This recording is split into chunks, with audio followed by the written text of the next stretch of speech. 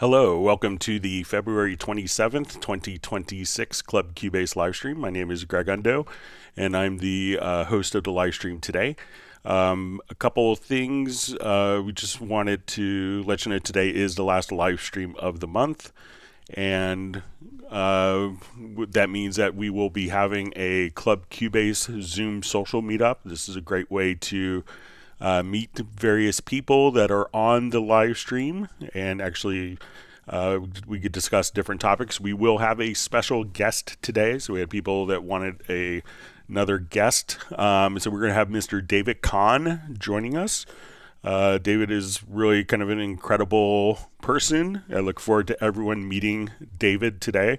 So this will be just a Zoom meeting. I believe I posted the link in the live chat, so you should be able to see that. But just a quick background on David Kahn. So he's actually been an A&R person. He's been a vice president of A&R for 415 Records, Columbia Records, and Warner Brothers. He's won a Grammy for Album of the Year for Tony Bennett Unplugged. He's also worked with the Bangles, Fishbone, Lana Del Rey, Sublime, Linkin Park, Ingrid Michaelson, The Strokes, Sean Lennon, Regina Spektor, Sugar Ray, Stevie Nicks, Kelly Clarkson, The Outfield, New Order, James McCartney, and this guy who's his dad, Bruce Springsteen, Katie Lang, Sean Colvin, and Matthew Sweet. David's also done film composition and written a ballet. So he's an incredibly interesting guy who's kind of a musician, engineer, producer, mixer, composer, as well as kind of has worked on the record company side as a pretty significant A&R guy. So we will be starting that at 3 p.m., so about an hour and 56 minutes from now. So if you want to Google David, get some questions, ask him. He'll be joining us for about an hour. So it's David Kahn, Kahne. So look forward to seeing that, and that will be only we're not going to be recording it. It's just a live thing that we offer to Club Cubase attendees. For those people that have never done a Club Cubase live stream before, how it works is you can submit questions in advance to clubcubase@steinberg.de, or you could simply send questions directly and enter them directly in the live chat field. And we'll go through all the questions chronologically as asked. When asking questions, realize my ability to answer questions in a real-time manner may soon be eclipsed, but we will go through all the questions chronologically as asked in the 1 hour and 55 minutes that we have left. If you don't see an immediate response to your question, if we could avoid asking the same question repeatedly, we will go through all the questions chronologically. And when asking questions, if you could indicate which version of Cubase you're running, so if it's 13, 14, 15, if it's Cubase LE, AI, Artist, Elements, or Pro, which operating system, that information is helpful. So we should have an index of all the topics that are covered in today's live stream pinned to the top of the comments field. And with that, and if you wanted to search for topics that have been covered afterwards, or have been covered in previous live streams, there's over 43,000 topics. You can go to cubaseindex.com, and we want to thank Jan for creating that site. We have two people that serve as moderators, Agent K and Jazz Dude. They're not Steinberg employees. They just really wanted to make it a better community experience, so we'll give special thanks to them.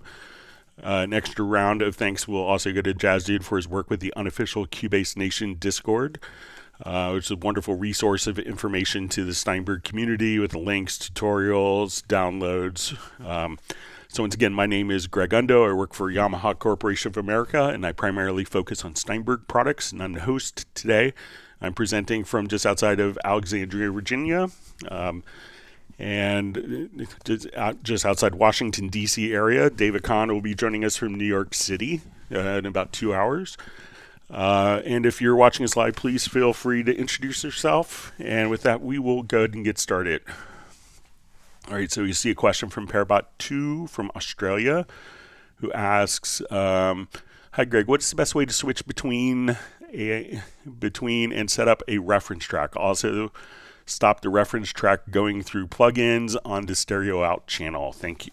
All right, so what I like to do, let's say I have a project here. So we'll go through.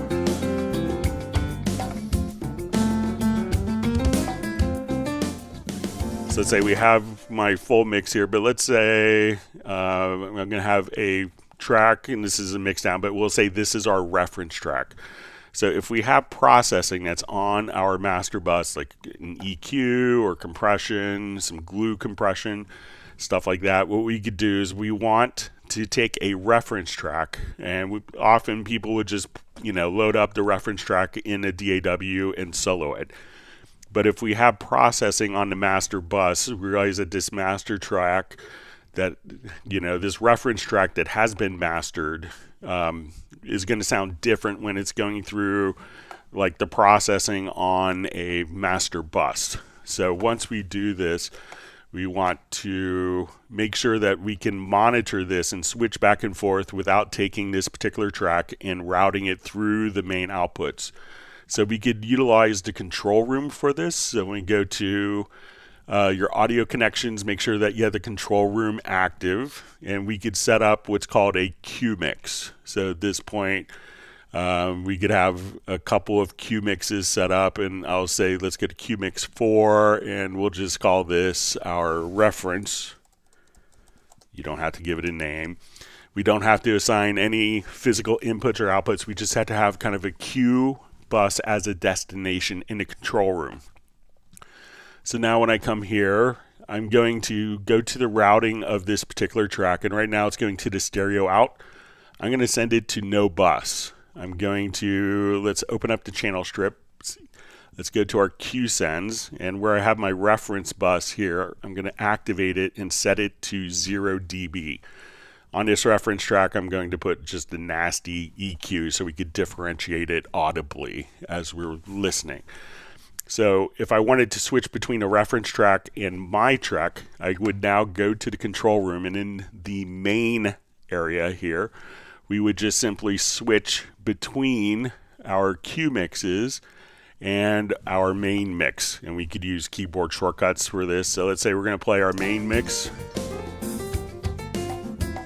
So now when I go to my Q mix 4, we're only hearing this reference track, and I'm not hearing any of the other tracks.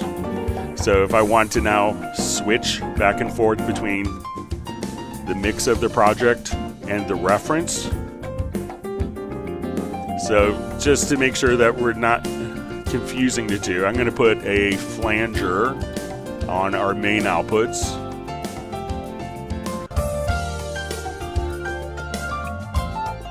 And now when I go to my reference track, since that's not going through the main processing, we don't hear the particular processing on our reference track. So this is my reference track. I can now just switch back and forth between my main mix with all of the processing and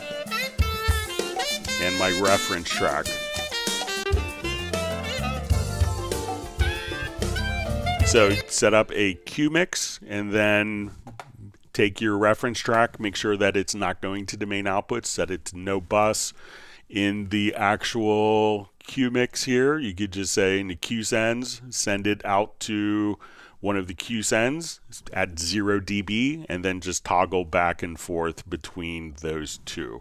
And that way your reference track isn't going through your master effect processing. All right, so we see Stefan joining from Sweden, as well as Klaus joining from Malmo, Sweden. All right, we see Mark Rabin on from Montana. Everyone give a big woof to Mark Rabin's dog, Stella. He says he's running some errands, but he's going to be on mobile as long as he says he wants to attend the Zoom afterwards. Yeah, so make sure you get back so you could meet David Kahn. It would be a great one, since I know you're wanting to have a guest. All right, so wonderful to see Beverly Beatty joining from Vancouver, British Columbia. Thanks for being online and part of the community today. All right, so we see Val's very excited with the Woohoo Cubase. We see Tim Weinheimer joining from Mission Viejo, California. We see Jan from Cubase Index. Jazz Dude was kind enough to post a Wikipedia link for David Kahn, so everyone read up on that. He's really super smart guy. I'm looking forward to you all meeting him.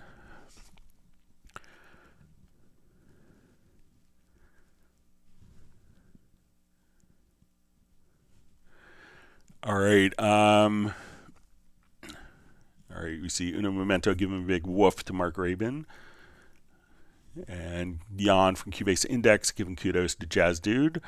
All right. So Val's asking, can I make a macro to put selected MIDI vari audio notes up step by step? Notes step by step up or down, like when I have a clap as a MIDI, make the build up claps go up. Just name one example. This is I want to use vari audio. All right, so let's see if we come here. So let's say I wanted to take a bunch of, so if they're all kind of the same pitch, let me just see if I come here.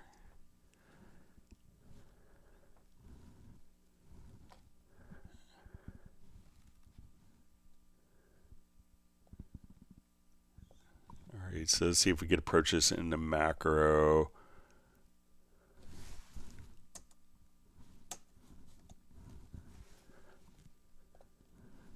All right, let me just see if I could put all these on the same pitch.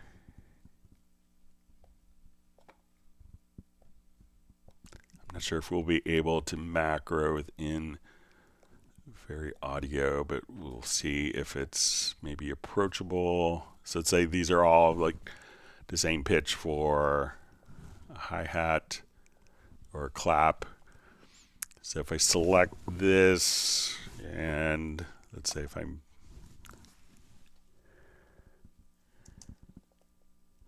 yeah, I don't think we could,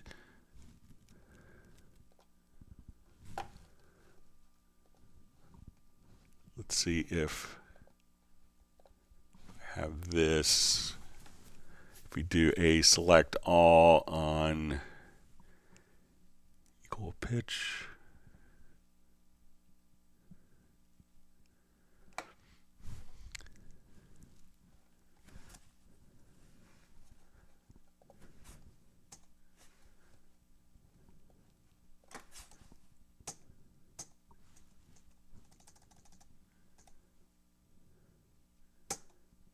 Okay, so let's see if we could build a quick macro.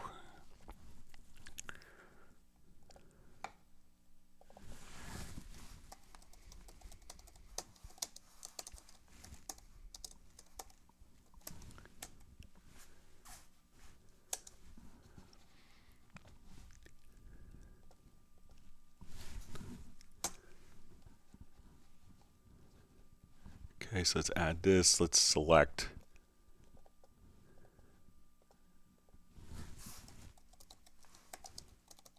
So if it's all on the same pitch,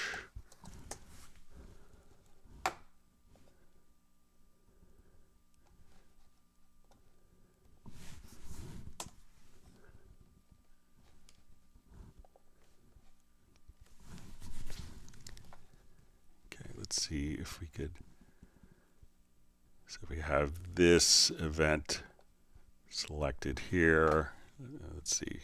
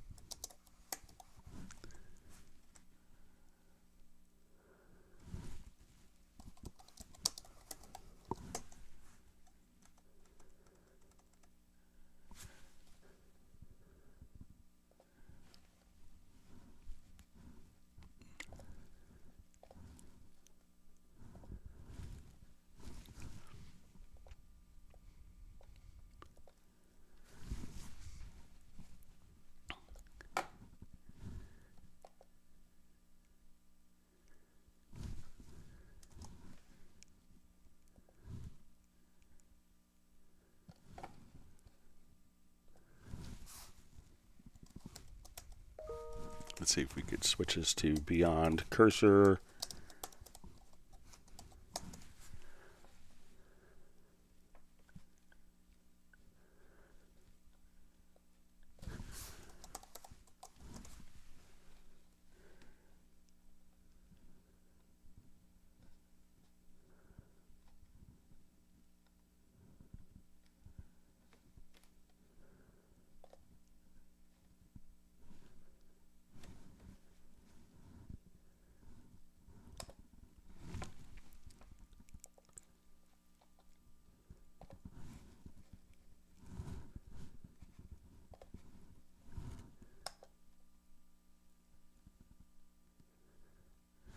I will see if I could play around with it and come up with something over the weekend. But I guess you could, and maybe not. And they would all have to be kind of on the same pitch. But let's say if I now come over here and we shift select, go up.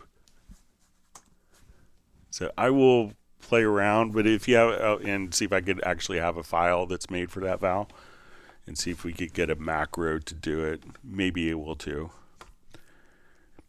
All right, so we see Vince joining from Winnipeg. He's visiting his parents. Thanks for joining us. We have Mark Brugler joining from Tucson, Arizona. It says record-breaking heat on the way too soon.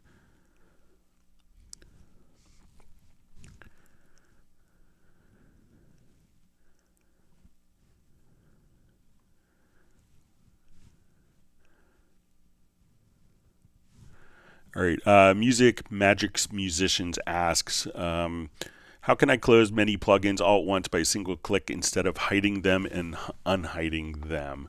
So if we have a number of plugins that are open, I'll just come over, let's just open up a couple. All right, so say we have frequency open, we can go to, let's say, filter, we will come over.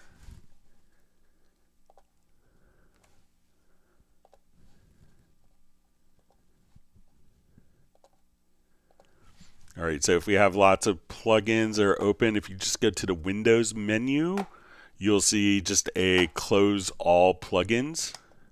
Then you could close all the plugins. If we are on the particular track, so let's say if we are an area with a number of plugins on the track here, I think if we just hold down the Alt key, if I wanted to open all of these particular plugins on a track, I think if you hold down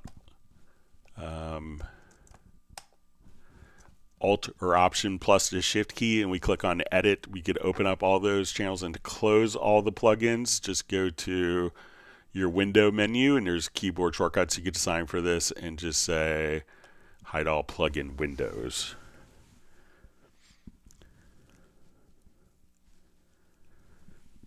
All right, so we see Blue Screen Music, just says hi from LA, returned to Cubase after 20 years. It's been smooth sailing in no small part thanks to Club Cubase. Well, thank you for the kind words. It's wonderful to have you back. All right, we see Michael Teams from Weatherford, Texas joining. Virtual ice cream distribution will begin. All right, and we have Dart Annan 9173 sending greetings from Los Angeles. Thanks for being part of the community.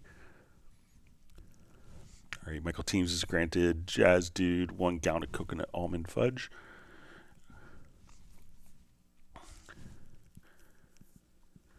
All right, so we see Nikki Buzz says, hello, Greg, from Greece. I just upgraded Cubase Pro 15 from 13. In Cubase 13 Pro, I had the Electra amped for free, and now in 15, when I try to install it, it says there's an error with an E-license.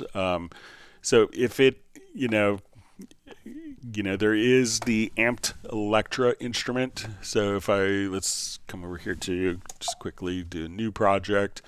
And that's not included free. It might be included if you have, it might be within, within like the absolute collection. So say if I come over here, but it's not included free with Cubase. So if you have the amped Electra, this is an add-on purchase that doesn't come standard with Cubase. So if you are trying to, so that this particular instrument is an add-on sale that doesn't come with Cubase. So you could check just to make sure if you go to your Steinberg activation manager. So if you come over here, you could see if I think it's part of Absolute 7, I believe. I could be mistaken. Or, it's part of the Absolute collection. So make sure that you have that particularly activated. But it's not, the amped Electra instrument doesn't come directly with Cubase. And thanks for joining us from Greece. All right, John Costigan, great to see him on from Kenosha, Wisconsin.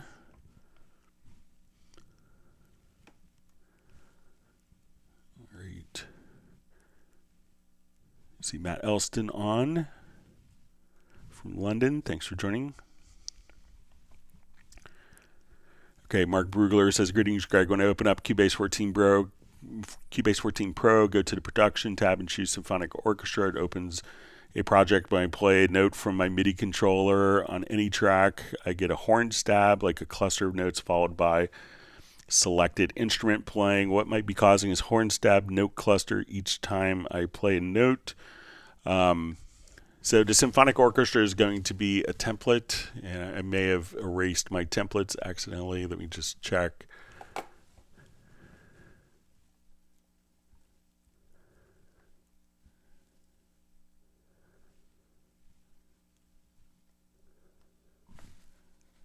Just see if we could. Okay, so let's say I go to my Symphonic Orchestra template here.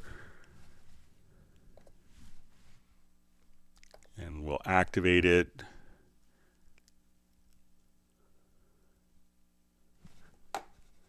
All right, so one is, make sure so that all of the particular instruments are, let me just set up my keyboard controller so that it's functioning.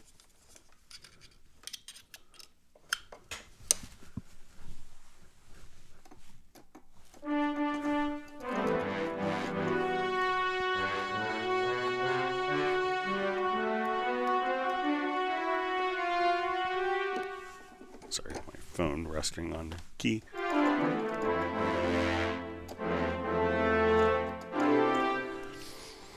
So it could be, check to see if the behavior changes if you go to your particular audio interface and if you increase the buffer size.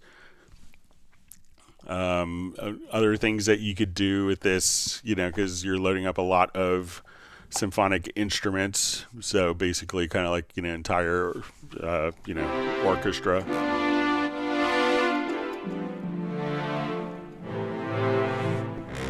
And so depending on your system, check also if we open up your particular instances of, I think this template is where you'll see different instances for every single one. If you go to the options, check your max preload, and maybe you could adjust the balance here into particular instruments.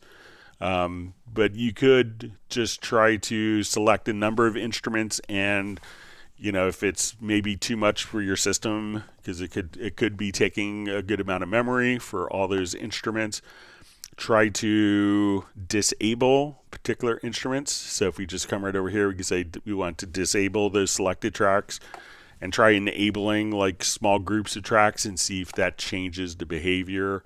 And that might be an indication that, it could be a large template for some older computers to work with, or running at lower buffer sizes as well.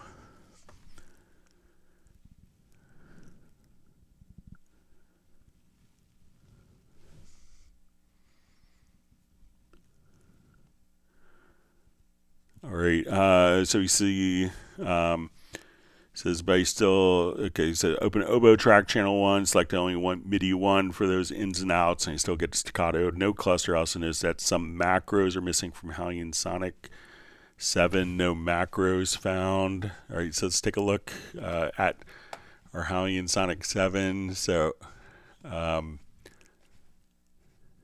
So let's say if we come over here to edit, I'm not sure if when you're editing like the macro editor here, if this is what's missing or some of them. So depending on the particular instrument, make sure that you click on like the L1 to see the macro view of it as opposed to like the program. Not all instruments may have a particular macro view as well, maybe kind of a generic looking interface, but if you can let me know if there's a particular instrument that does not have the macro view, I'd be happy to try to open it on my end to verify. All right, so we see big woofs from Val and Parabot 2.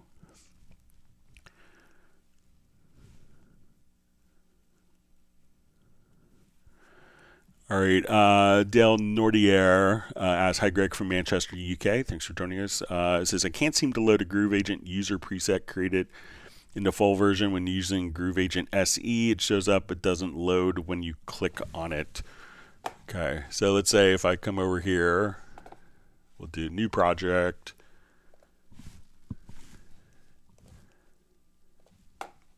Let's create an instrument in Groove Agent.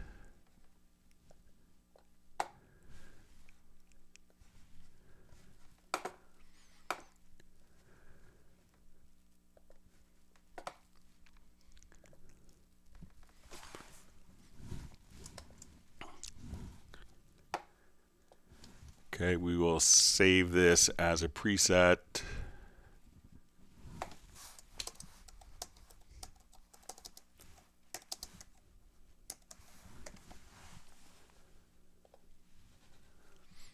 Okay, so now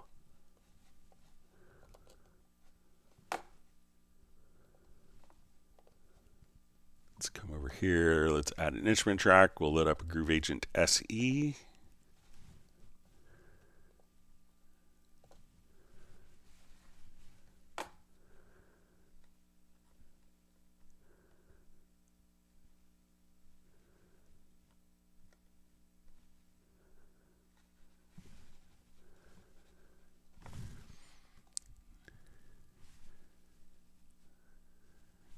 Right.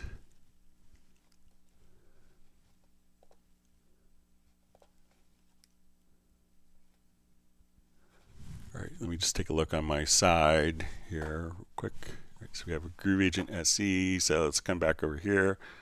Let's look at user presets. And we'll say VST instrument. And let me just refresh it here.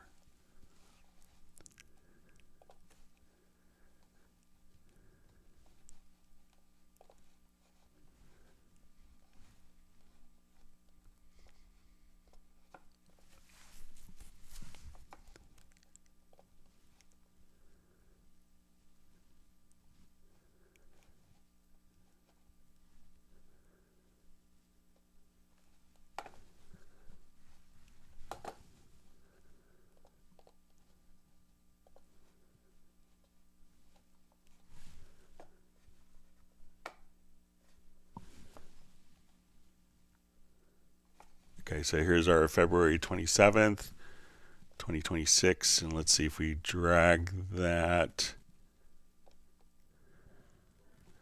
Then we open this instrument instance, and then we can see our, so it might be, if it was saved in Groove Agent 6, it might automatically just open up in Groove Agent 6. So let me know if you could load the preset into Groove Agent 6 and not just Groove Agent 6 SE, because if it was created in the full version, let me know if that's the case. All right, I'm going to post the Zoom social meetup. Again, we'll have special guest David Kahn, who's kind of very lucky to have join us. We'll be starting that in about an hour and a half.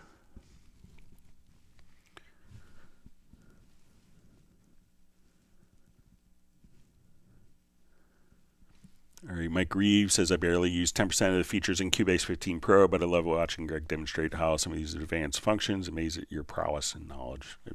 I've just made mistakes before other people have, and hopefully learned from them. All right, TrackQuest Music just says, hi Greg, can you hum a melody and record it into Cubase and extract MIDI from that?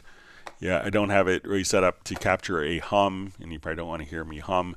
But if we just come directly over here, it will show you the process once you have an audio file in.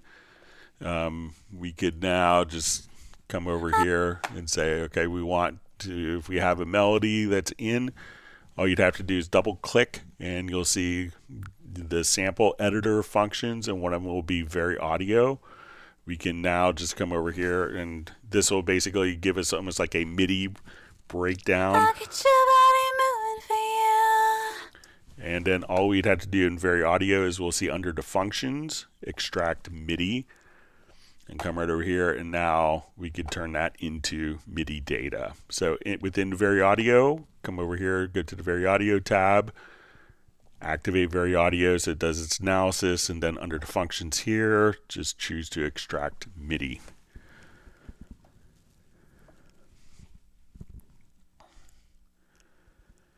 All right, wonderful to see Alex joining from Lake Havasu, Arizona.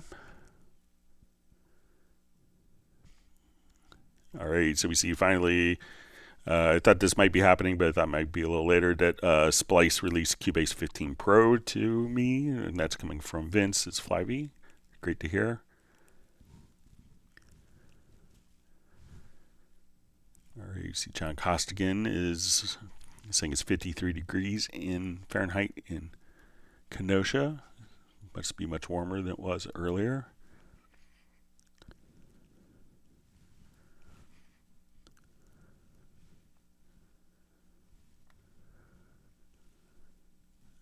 Okay.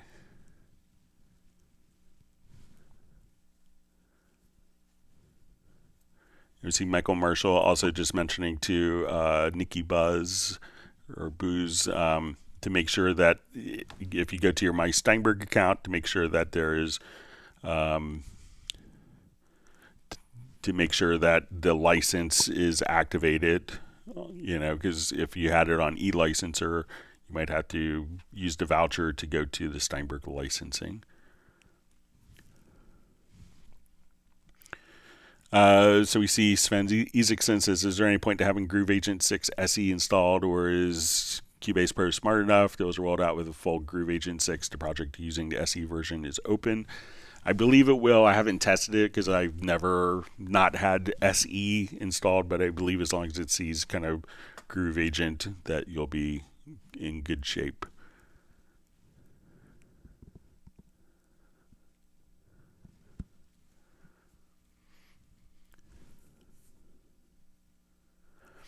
All right, Roland Stuff asks, hi Greg, could you please demonstrate the different ways to group tracks inside or outside group folder, for example, and how are orchestral groups in the Cubase template set up, please? All right, so let's go ahead and take a look at our template.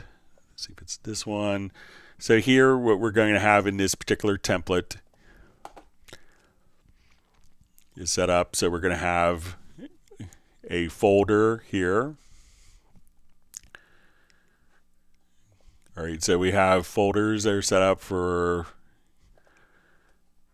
and this is probably pretty typical, I would say, for, you know, we're going to have a strings folder. Now, in this particular strings folder, we don't necessarily see group tracks that are associated with it. That could be common. So if I want it, so right now, if I come over here and we play this violin track, we can see that that violin track is going directly out to the main outputs. But if we wanted to take all of our strings here, we could just say, let's add a group track, and we'll make it a stereo group. And we could call the group strings.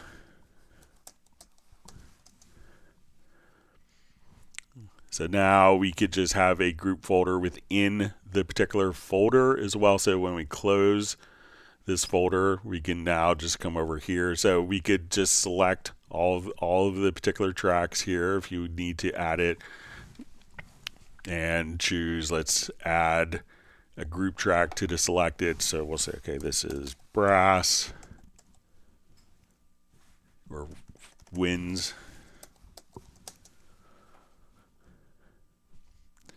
And then so we could just kind of add our particular groups to each instrument category. That's pretty typical. And then when we want to export, we could export all the strings as one particular group, all the woodwinds as another group, and also apply compression for those, and kind of at that point say, okay, I want all the strings up, or I want all the brass down, and just use the group faders for those particular types of edits.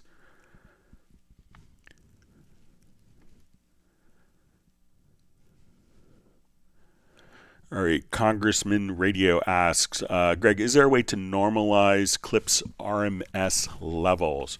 So if we have a particular clip, let me just import a quick project here.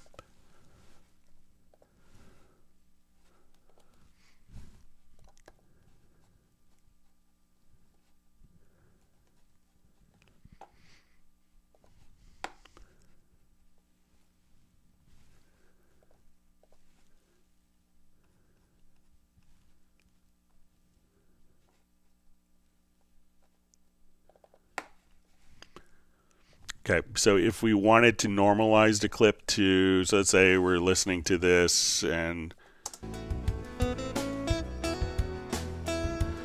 we wanted to normalize it to a specific levels, all we would have to do is select the clip, and we could do our normalizing in two different ways. So we go to process to normalize the audio. We could choose to normalize it to specific loudness units. So if I was doing this for like Spotify release,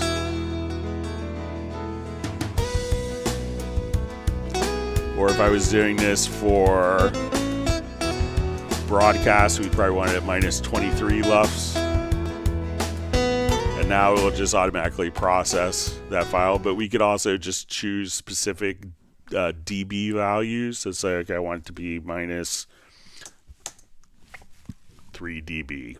So now we could just have that automatically processed.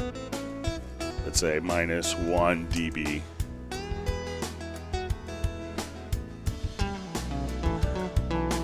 So once you have a mix done, I know a lot of people fight to get, particular loudness units, and will do all sorts of, pulling their hair out for the rendered file.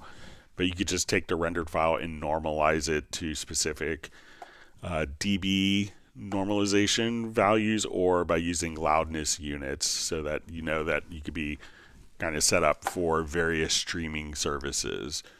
And that can always be undone. So again, go to your audio menu to process and go to normalize. And then if you want to just delete, even after saving your project, you could always go right back to square one. All right. Don't know if I mentioned this, but hello to Tiago from Brazil, in case I forgot.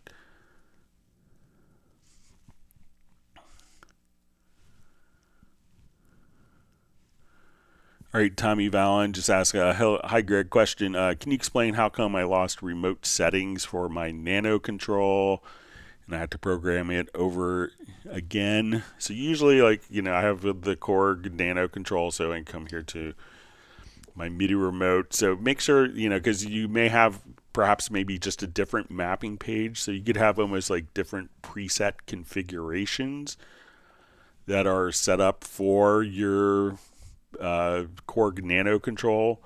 So check to see, and these are kind of factory defaults. So if I come over here, let's unplug it, and then when I go back to my controllers, we can see our Korg Nano control isn't showing up. As soon as I connect it back in, we'll see it automatically populate. So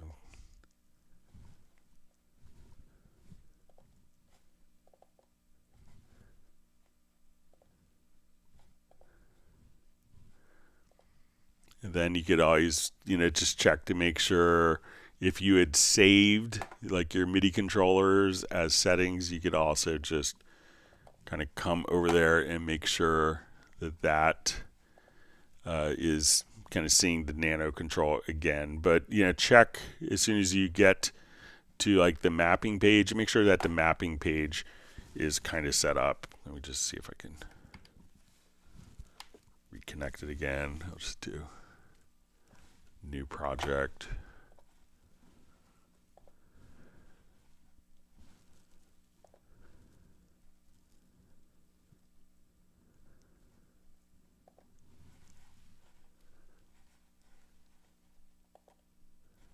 I'll just enable the controller script here and see.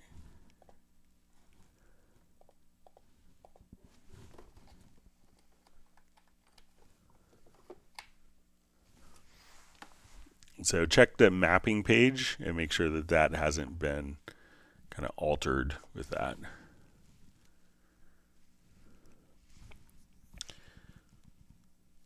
All right, so we see Gerald Ely just says can't stay, but I popped on to hit the likes. If I get time, we'll hop on to Zoom today. Yeah, so it'd be great. Yeah, Gerald, if you get a chance to meet with David Kahn. There's lots of great insights he could share.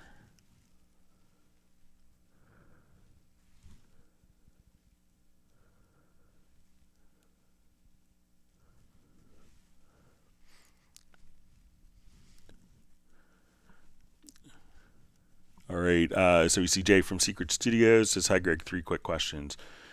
Have you been able to receive and try out the CC1? So I received it, but I haven't gotten it configured yet. So I will have it configured for Tuesday's live stream. The second question, can Spectral Layers utilize Apple Silicon neural processors?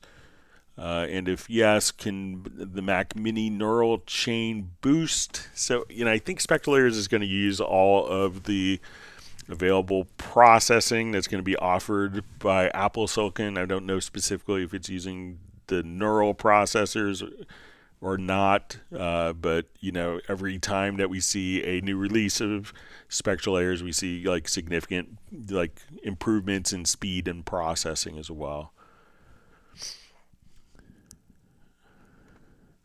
All right, so we see from I am in a drop. Hi Greg, is it possible for the key editor to remember the previous note length when drawing MIDI notes?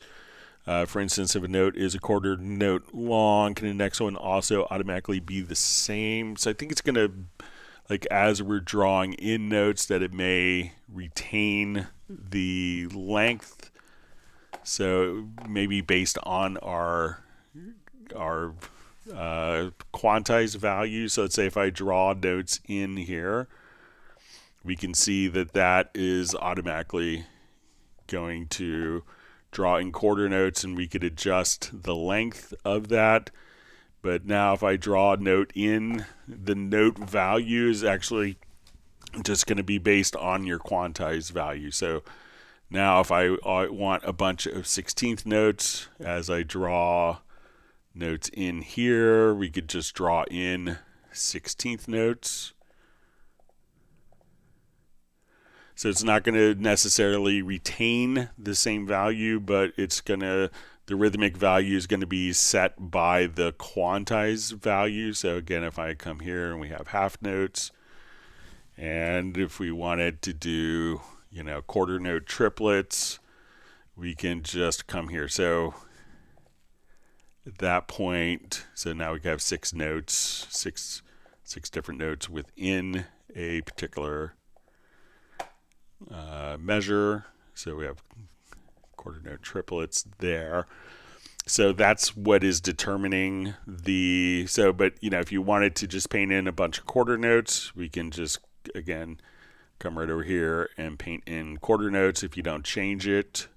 I could do that, but the length will always be kind of set by the quantized value when you're drawing notes in. Wonderful to see Gareth on. See, I'm in a drop, says I got a CC1 yesterday. He's looking forward to how to get the most out of it.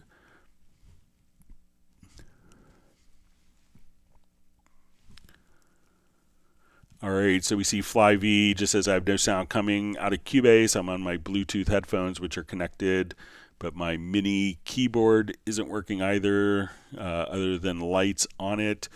So check out just to make sure that one, because Bluetooth I think is limited to only working at 44.1. So if your project in your computer is set at, and your Cubase setup is at 48K, it may not make any sound because there are a lot of limitations with Bluetooth headphones. So one, it will probably have pretty significant latency just because of the nature of Bluetooth, but I believe it's only going to work at 44.1. So try changing the sample rate of your project and see if that makes a difference for you. Wonderful to see Soren checking in from Sweden.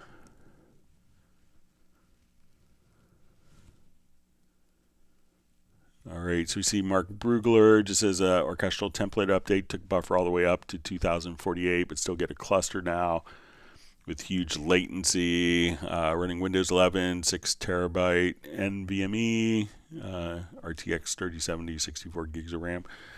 So try just to disable, okay, and we see next comment, disabled all tracks except oboe, still getting staccato note cluster, but instrument plays after it.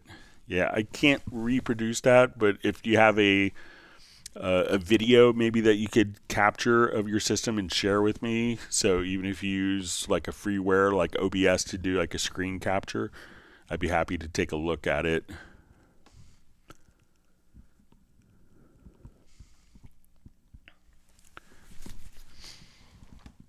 All right, so we see from Mark Brugler, says every instrument in HALion 7 says macro page missing. Can I recheck location or do I need to reinstall HALion 7? If it's not going to be systemic to one particular library, I would maybe try to reinstall HALion 7 and see if that makes a difference. But you should, generally there's not anything specifically to enable or disable the macro pages. But if all of them aren't showing up, then maybe I would reinstall the HALion Sonic 7. Okay, so we see from Val, says, thanks again for the tip with the CPU usage and having multiple VST effects chains split on different groups. My bounces are so much smoother, and since then I've only had one big performance spike. That's great. And it says, Val just saying is that was pitch map, like crazy CPU intense. Is that the Synaptic plugin? So just a good friend of mine who I was able to catch up with after many years at NAMM, who's with Synaptic.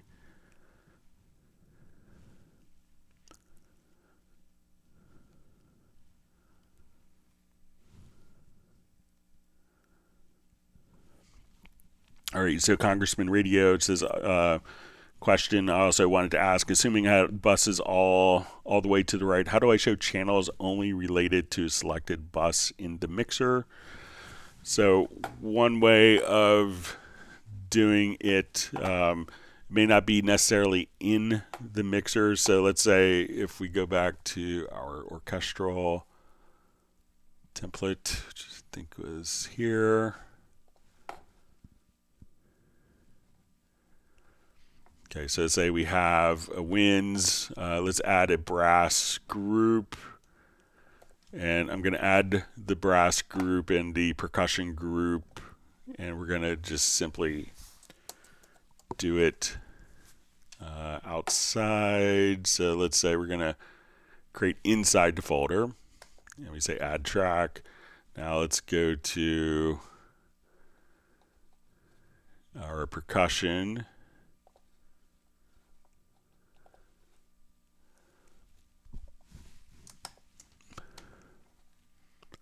Let's add a group track.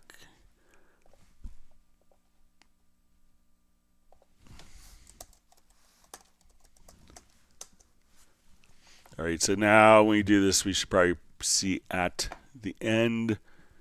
Let's see if...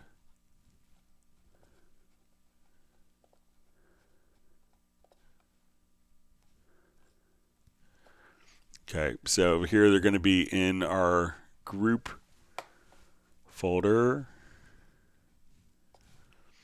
All right, so let me just move these groups to the bottom here. Okay, so one of the things that you could do is, if we have the groups like within the same folder.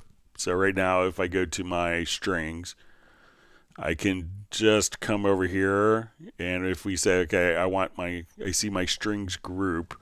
When we go to the visibility, if I want, I could just come over here, hold down the Shift key, and now I could see only my strings with the particular group. If we go to the woodwinds, so this is when we place it into the particular folders. Right now we'll see all of our tracks in the mixer.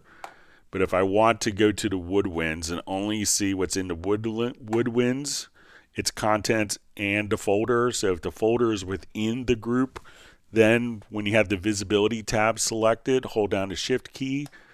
And then you can say, okay, I only want to see what is in my woodwinds. I only want to see what's in the strings. So that way you could isolate your different instruments.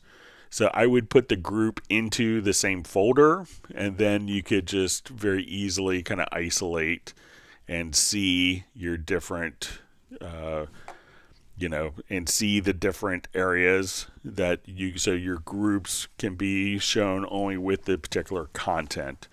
So that's how I would set it up.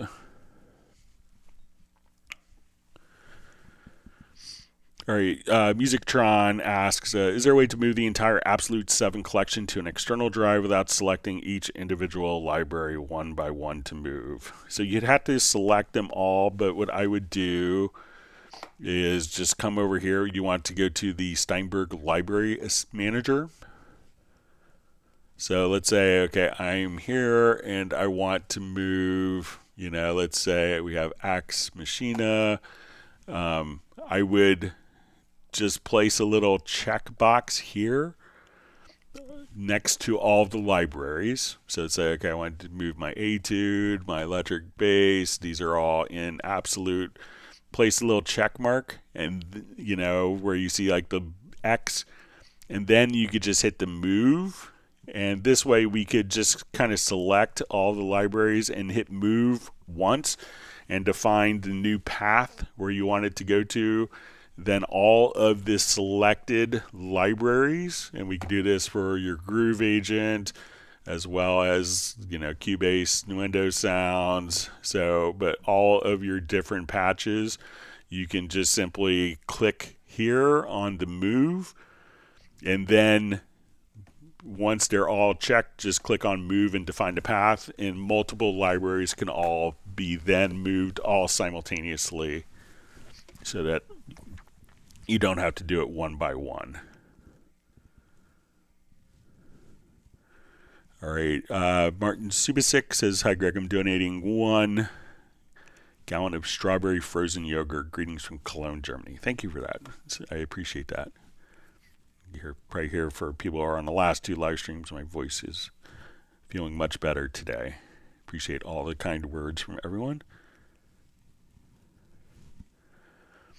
All right, so we see from Gene Splice says, Greg, these instructional shows are a big part of what makes Cubase so great. Thanks for all you do to help with our Cubase proficiency. Thanks for everyone for asking great questions. That makes a big difference, but thank you for the kind words. It means a lot.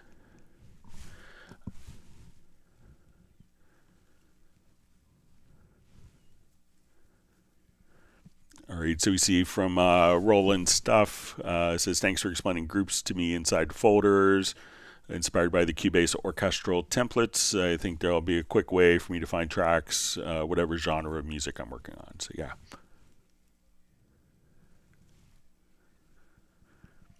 All right, and we see Jazz Dude posting a link to the latency mon tool, which could be helpful if you're running into performance issues. So maybe Mark Brugler, check to see that. If you have any issues, maybe with your cluster of notes that are being kind of sent out, and as Jazz Dude mentions, NVIDIA gaming cards could be lots of issues when they're kind of set up in gaming mode.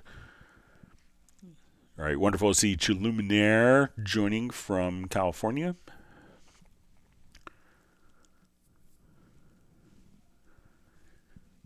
Okay. Chris Higginson asks, hi Greg, I'm having trouble reactivating a MIDI part. After rendering in place, the track is not muted or disabled, but the event is grayed out and I can't perform any further edits. Thanks, Chris, UK. Okay, so let's say if I have, because usually, so let's say if I come here and we will put in just some notes here.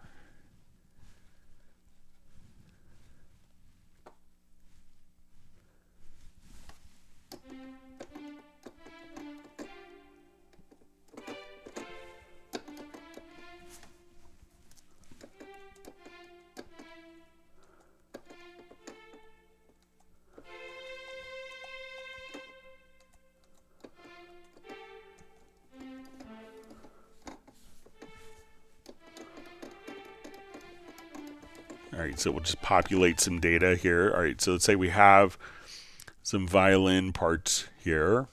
So usually when we do a render in place, all right, so usually when we do a render in place, so depending on the particular settings, so and there are different settings to be aware of when doing like selecting the event versus selecting the part. So let's say I do a render in place now and we go to your edit menu and we choose render in place. All right, so if I come over here, one is you could choose to disable the source tracks. So usually what most times happens is the source tracks will become muted. So we do that and we can see that the track itself is now muted afterwards. So let's say if I did the event and we come over and do a render in place, so we'll say we're going to mute the source events. So now the event is muted, but if the track was selected, the track will be muted. So as soon as I come over here, we can unmute the tracks. Now, if the actual track and not the event is selected, we can choose to come over here.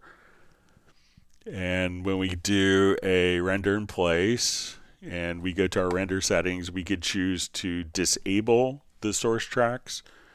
So once we come over here, if that option was selected, now the track, we can move it around, but it's not going to do anything because it is disabled, and we would have to right click to enable the selected track. Now, if we had done that also, so let's say if this track was disabled and for some reason we did a combination of, let's see what happens if we do a combination of, so I have this event here, and if we freeze the events, so we can say, okay, I want to freeze the selected track. So if you see like a little lock in the upper right hand corner, then we can't really move the event because it's frozen, but usually just, rendering it depending on your choice, doing a render in place. We could also, let me choose to unfreeze this particular track. There's other options that we could do for the rendering, which would, so if I have this, and let's say I have the track selected again, that when we go to render in place, depending on our source track settings, that we could remove the source track, but that generally makes it disappear and transforms the MIDI directly into a rendered audio track. But it seems like, it should be able to be reactivated. So unless, and if you want to send me a project to clubcubase@steinberg.de, or send me a screenshot at clubcubase@steinberg.de of what it looks like. But we say the track is not muted or disabled, but the event is grayed out and I can't perform. So, just make sure, because usually render in place, when we do that, the track will, so if I come here and I have the event selected, we render, we will get the part that's here and it won't sound, and it's not necessarily the track that's muted, but the event itself is muted. So if it's kind of gray like that and you're not hearing it, try, make sure that you grab the mute tool and unmute the particular event as well, because if it's kind of gray like that, that would indicate that it's going to be muted, but the actual track itself is not muted, but the events can be muted on a track. So even if we wanted to take just the middle part of that, we can just come right over here and mute the middle, and then when it's not selected, you may see it kind of indicated like that. So let me know, and please send some screenshots to me at clubcubase@steinberg.de.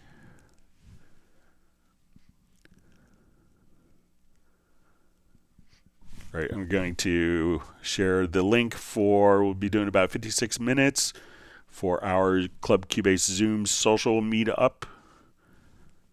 And I will, let me see if I could open it up in Zoom so people can see the invitation. So if you're watching this during the live stream, this will be live, happening on February 27th at 3 p.m. U.S. Eastern Time. It's not going to be recorded, but this is the meeting ID as well as the passcode.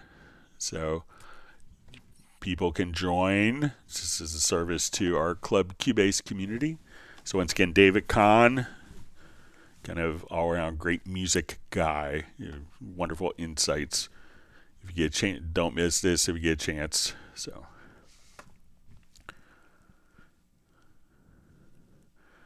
okay, the Liquid Blue Band asked, I have two keys set up on my big controller, 29 keys, and also my MPK Mini. The large keys work, but not the Mini, which I found on the desktop for quick use. How do I either turn one on to use both? Alright, so I have two keys set up, my big controller, 29 keys, and also my MPK Mini. The large keys work, but not the Mini, which I have on my desktop for quick use. How do I either turn one on to use or both? So you could have multiple controllers. When you're doing MIDI, it could be that, once you go to add a MIDI track or an instrument track, you're set with a MIDI input. So try to see if it is set to all MIDI inputs. Because what could happen is you can say, okay, I'm using my panorama key controller, and I go to add a track, and then when I play a different controller, it's not being routed to the particular instrument if I'm not using my particular track that I set up. So you want to, when you go to add a particular instrument, make sure that you have like all MIDI inputs connected, and make sure that when you hit the keys, one that you see in the lower right hand corner, that you see the actual, like when you hit the keys, that you see like MIDI activity light showing up right here, and that will make sure that you have MIDI communication through the operating system in the Cubase. But when you go to add an instrument or audio track, make sure that you don't have it set up for one MIDI controller and then the other one doesn't. See, if it's set to all MIDI inputs, that would allow you to have multiple MIDI controllers that can communicate directly with the track at the same time. All right, we see Tony Trunzo joining from Australia. Thanks for being online, part of the community early this morning for you. All right.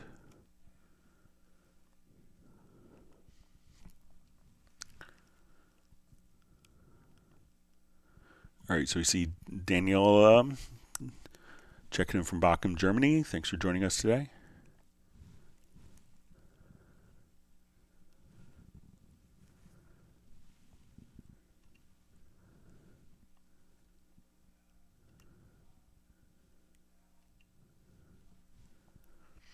All right, so we see Soul Sound Official just saying hi, Greg and all. So thanks for joining us.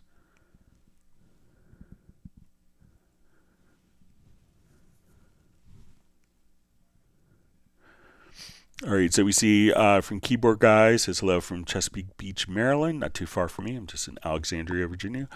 It says, when using an extension and wanting to bake it in, is there a difference between make extension permanent and bounce selection? So when we have bounce selection, the bounce selection is only going to come over here. So let's say if we have like a number of audio files.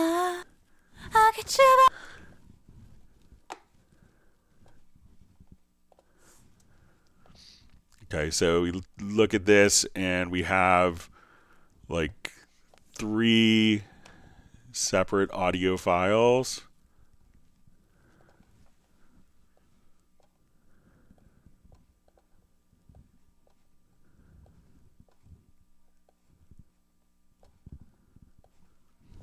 Okay, so let's say we come here, we can see our 3 audio files.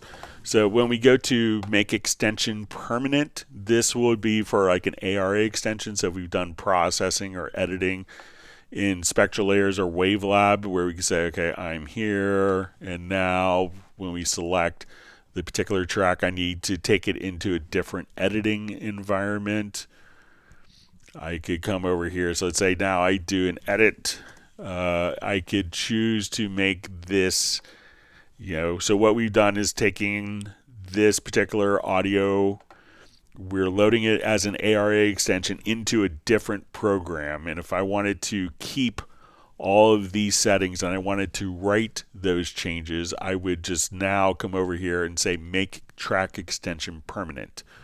So this way the audio isn't playing into the external editor and handling these edit processes. These processes will be kind of burned into the file. So when we do a make extension permanent, that's going to be for the, for ARA extensions. When we bounce a selection, this would take like multiple audio files. And let's say I've done like really extensive editing on these audio files. I'm like, okay, I just, really want to come here, and I was like super careful with my clip gains and my fade ins and fade outs, and now I want all of these to be perfectly applied to the file, and I've done that like 100 times and I don't want to accidentally move one.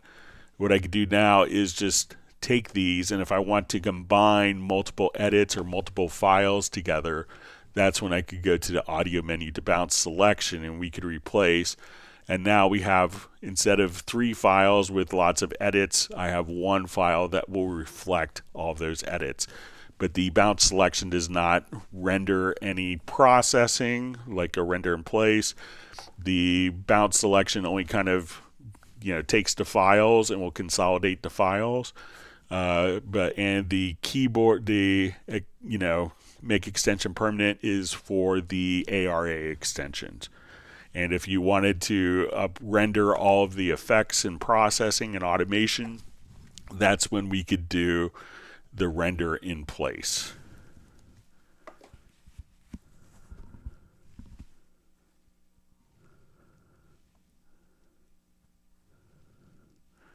It's great to see you on, Keyboard Guy.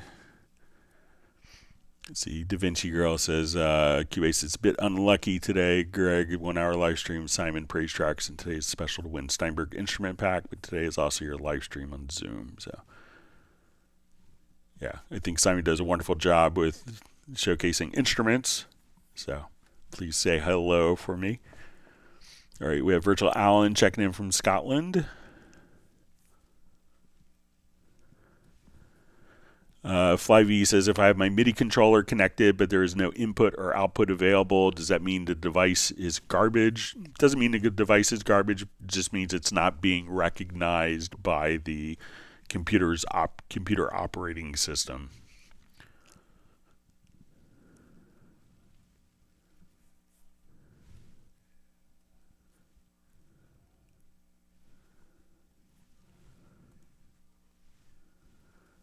All right. So we see Garrett's having noodles for dinner.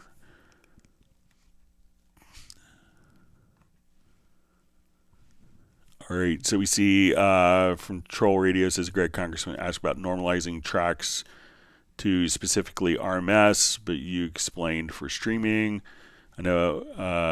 I assume he was asking about RMS normalization for setting crest factors with uniform RMS. So I mean, that function isn't just for streaming. It's going to take the, if you're normalizing for particular RMS levels, that processing will allow you to, set very specific values. So it's not only for streaming services, it could be used for that, but also for individual tracks for gain staging just as easily.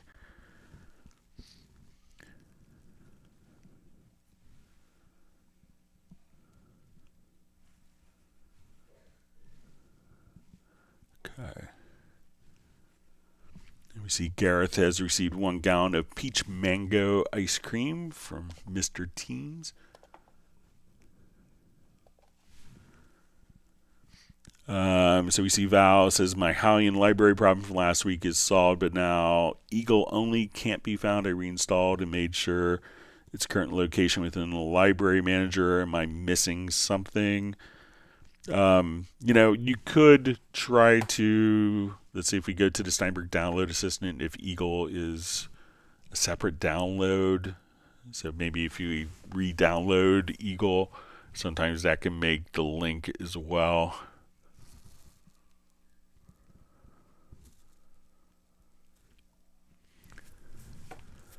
So let's say if we go to Absolute 7, let's look in HALion and to see, yeah, it might be just part of the HALion 7 content.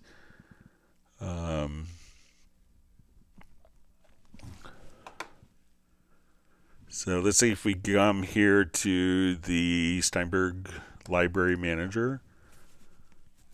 All right, so we go to our HALion libraries. We see Eagle.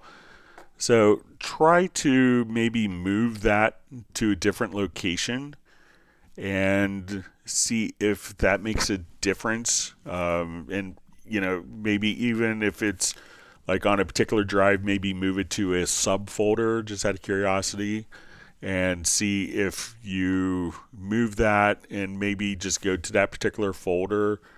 And if where you see like the Eagle library, so if you just come over here, look for like, the HALion Sonic Eagle, and you could see the pathway here. And at that point, see if you just double click and open the Steinberg library manager, if that makes the connection again for you.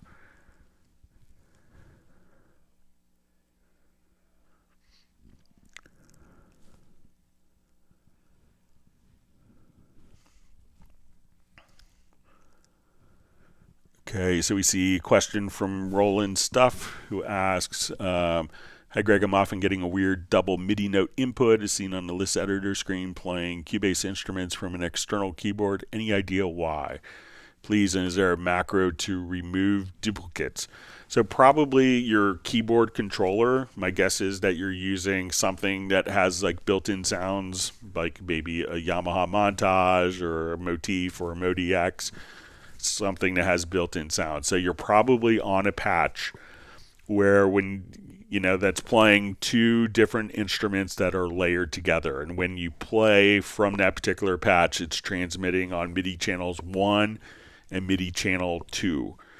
So my guess is that as you are working on it, every time you play a note in, because of the patch that's on your keyboard, it's sending two different MIDI patches, two different MIDI notes out that's being captured by Cubase. So Cubase is capturing what the MIDI controller is doing. We could come over here to a particular MIDI track and we could see, okay, when we come here to our input channel, we could say, okay, only record MIDI input channel 1.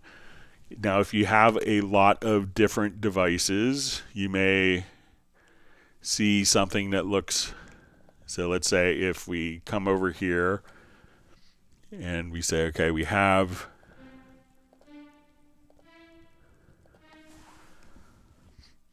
okay, I'm going to move these down.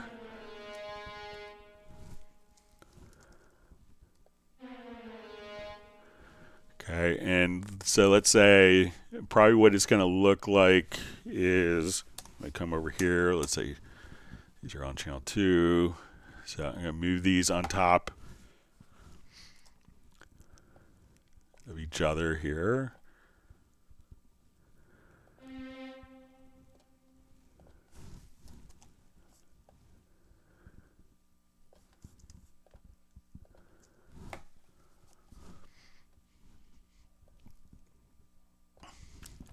All right, so now when we look at something like this, you may have notes that are kind of stacked up on different MIDI channels. So if I move this note, there's going to be a note underneath.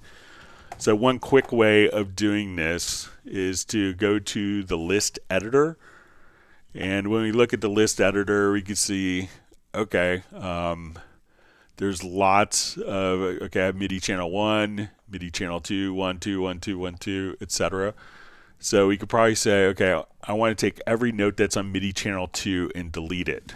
We will see a filters area. If you don't see that, you could click right over here in the upper right-hand corner. Let's go to our filters, and we can say we want to select, let's say, okay, I probably only intended on MIDI channel 1, but when we look at the graphic of this, we can see that these notes are doubled. So go to your filter area here, and we can say we want to filter by event channels. So now I can see all these notes that are in MIDI channel 2.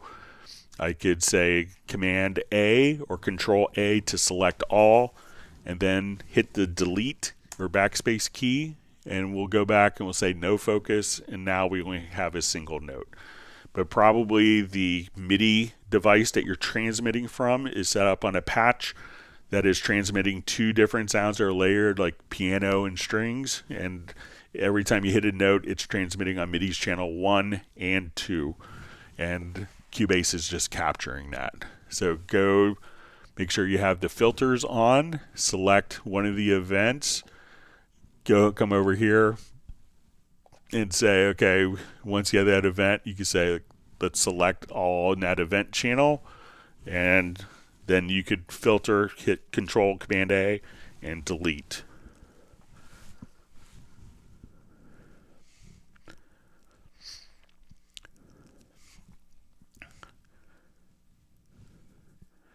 All right, so we see Tim K, just his cat buddy's waving a paw hello. Says needs to get to bed early, so probably won't be around for the Zoom.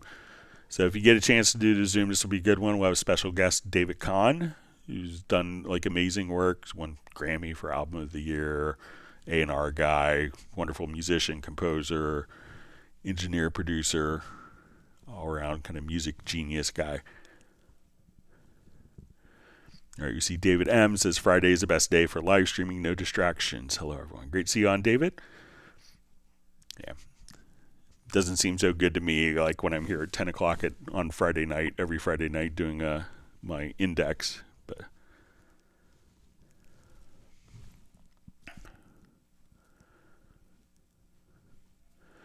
All right, so we see from the Liquid Blue Band says, yes, Greg, I did that. I said the large key controller works when I turn monitor on the track, but not on the MPK mini keys, and it's active in the studio setup tab. So make sure when you're doing, if you have the MPK, like some of the functions may be utilized in MIDI remote. So make sure that it's not configured as a MIDI remote, or that the functions are like the MPK is being utilized as a Mackie control device.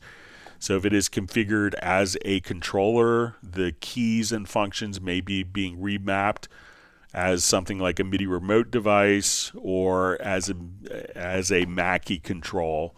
So try that. But if Cubase isn't necessarily seeing the input when you hit the keys like that, that just means that the computer, it seems like Cubase is seeing it, but maybe it's being utilized as a Mackie control or a MIDI remote device, and some of the keys and functions may be extracted and being kind of used for that as opposed to passing traditional MIDI.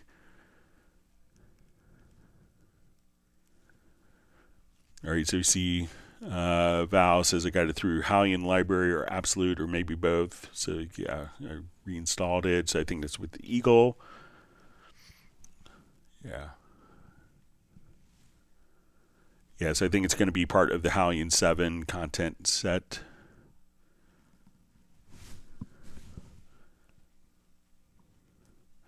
All right, so we have Steve Leeds. Don't know if I mentioned that just a second ago or not. Checking in from Bay Area.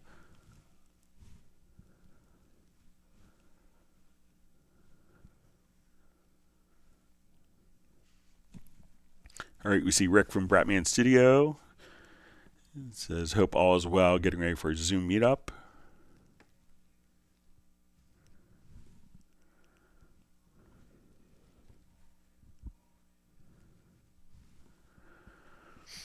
All right, Soul Sound Official asked, hi Greg, question, when adding VCA to selected tracks, does it carry volume only or should edit them all into VCA linking?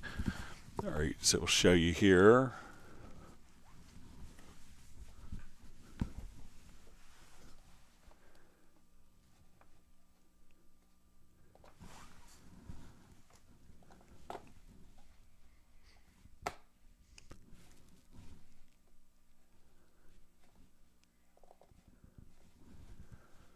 Okay, so now we will take, so let's say I want to take all of my drum tracks here in this project.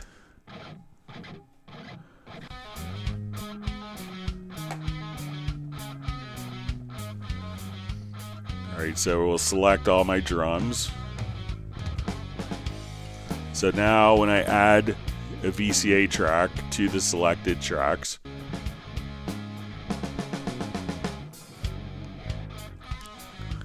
come over here. So now we have my VCA, and this is just all of the audio of the particular drum. So it doesn't sum it because we're not going to have any processing capability. So I don't have an EQ on a VCA. I don't have effect sends. I don't have inserts or a channel strip on a VCA. So the VCA is strictly working with the volume of the tracks that we've sent to it. So it's only going to carry volume. So when you come here, there's no edit channel settings like we have on traditional tracks. So because, the idea is not to change the tone. And if we have automation going on, I could still have automation that's going in contrary motion with the VCA. So the VCA is just kind of not summing, but it's just controlling the volume of all those tracks at another level.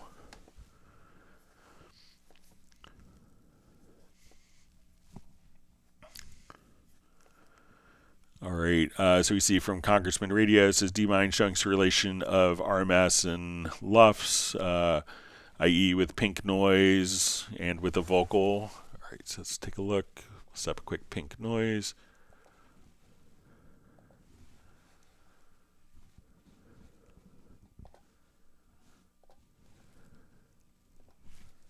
Turn the volume down here.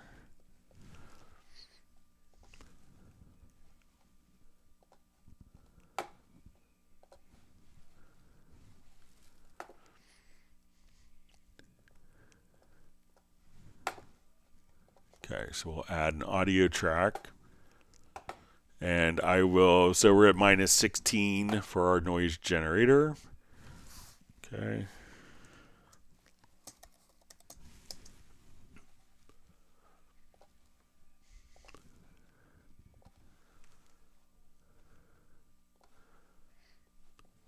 Okay, so let's say I want to record.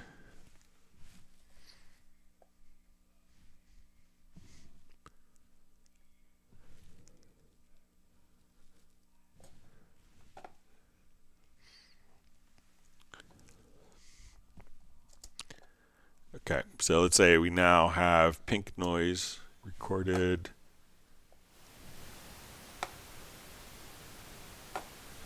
Okay, so we look at our levels. Okay, let me just, I'll just put this into a loop. Okay, so we recorded at minus 16. So we can see roughly where the signal is. All right.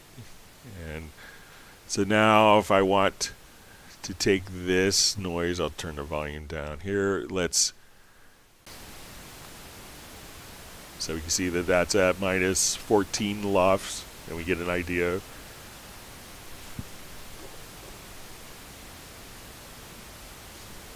Where that's at. So I'm going to undo that. We're going to delete that processing. So we have our original, and we will choose to do our normalize, but we're going to choose our peak and say minus 3 dB.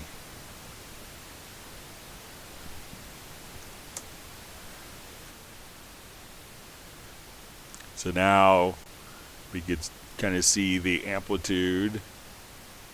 I'll just make this larger so we can get a relation to the amplitude. So this is, we do this. So let's go ahead and I will remove that. So that's where we were at minus 16. So again, we come over here to normalize. Let's say minus 3 dB. Let's say I want to do minus 14 LUFS, so loudness units. And then when we come over here, let's delete that, and we can see where we were. Now, if we want to do it with a vocal file, let's come over.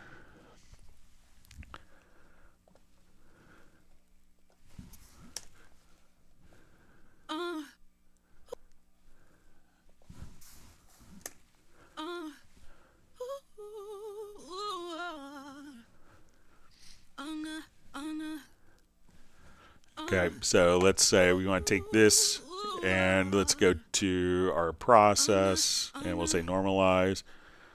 So we say minus 3 dB. We may already kind of be there on the vocal already. Let's try loudness of minus 14 LUFS.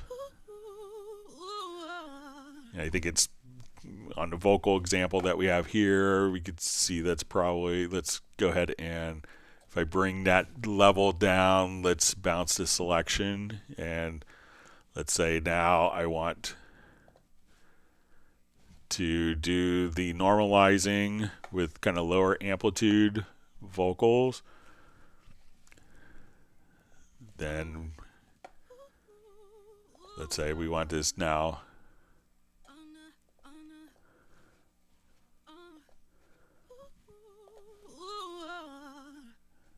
So we can just see that when we undo that change, we can see the amplitude change. And let's go to minus 14 LUFS.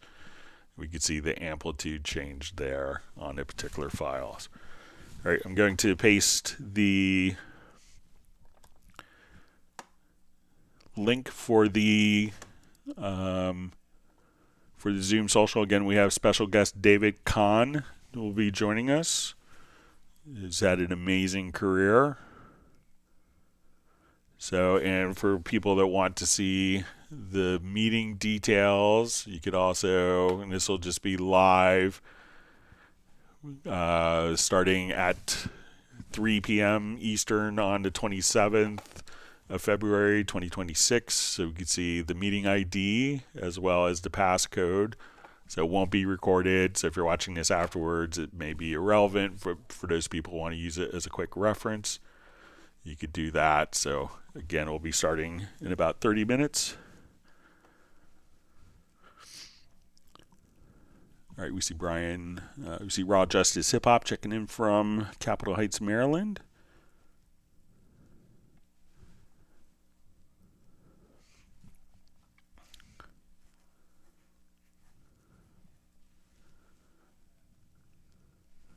See, Vince says, look forward to meeting another professional like you, Greg. David's way above my pay grade, so I'm just happy I get to help him out. Okay.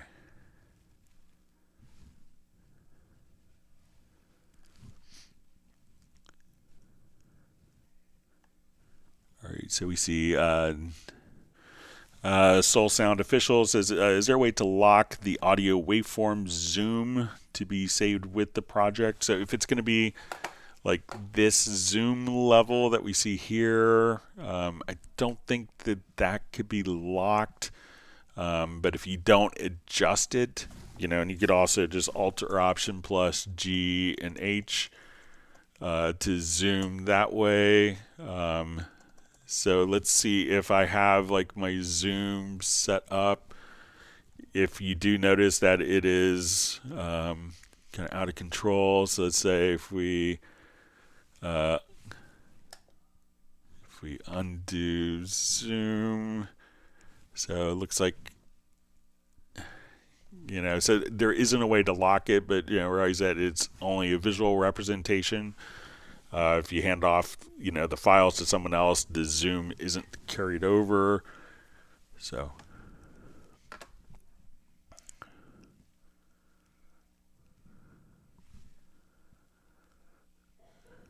all right. So we see from Vince from Flyv says I have a pop up, and I'll put Cubase to rest. It says the selected device port is used exclusively. This connection will be ended. Do you want to continue?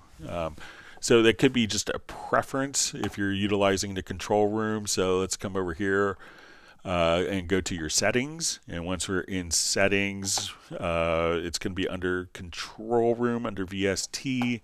There's an exclusive device port for monitor channels. If you're using output ports like doubly defined, when using the control room, try going to this preference. So your preferences or settings. VST to control room, and uncheck exclusive device ports for monitor channels. All right, so wonderful to see Pablo joining from Galicia, España. Hope you could join us on a Zoom to meet David Kahn, our special guest today.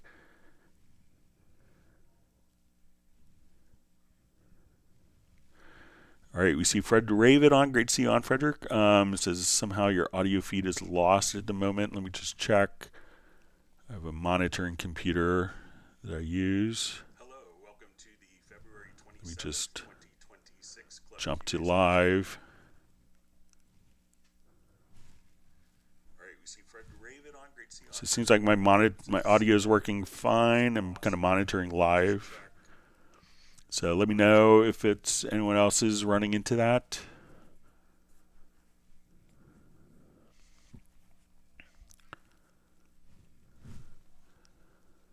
All right. Great, wonderful to see you on, Frederick. Hope you're well.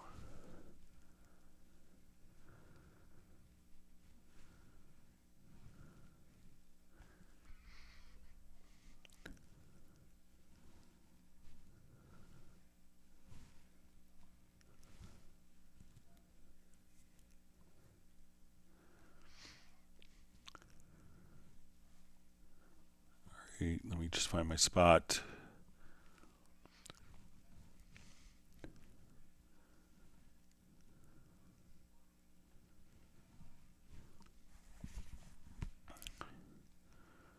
Okay, so Flyv just says another question. What is the true use of the control room?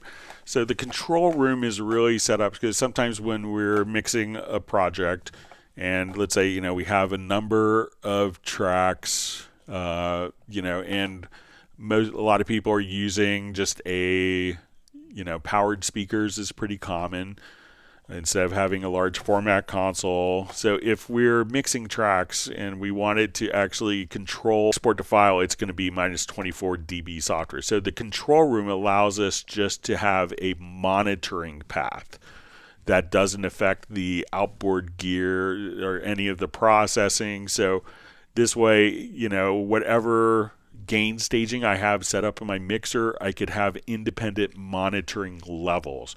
And with those monitoring levels, we could, have processing on different speakers. We could switch between different speakers. We can do down mix presets, so I could switch from stereo to mono. So lots of great stuff, plus being able to do headphone mixes and monitoring and metering all directly from a monitoring path that is independent of the file export path.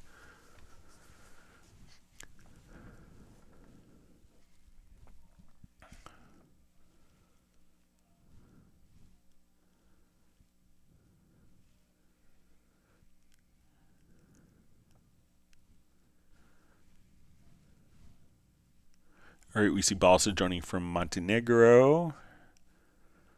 Thanks for being online today. All right.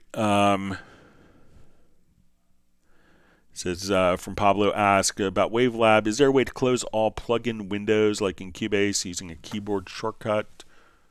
All right, let's take a look. Because Wavelab has kind of a cool feature where you could actually kind of nest multiple plugins together.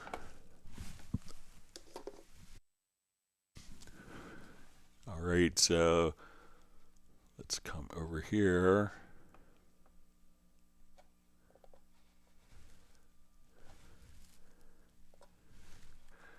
All right, so as I add different plugins, so let's say, okay, I want to come over to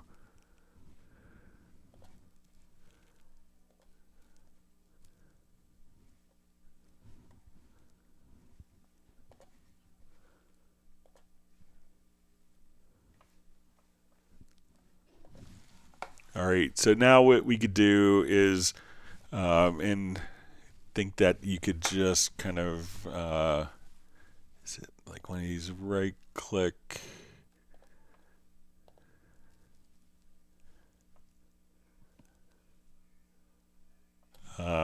But once you're here, you could just simply switch, and there's tabs for each particular plugin that you have. So this way you could just close one plugin interface and all of the plugin interfaces will close, and you just open one, and then you're able to just come right over here and see that. And I think, let's see if it's kind of like a right click option that you could have as well. So, but you could, basically have like your plugins tabbed together.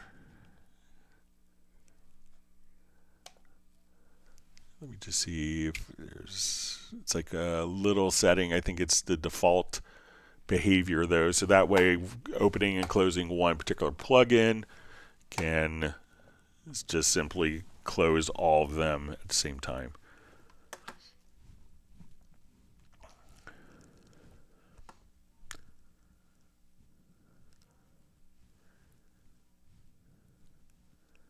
Okay.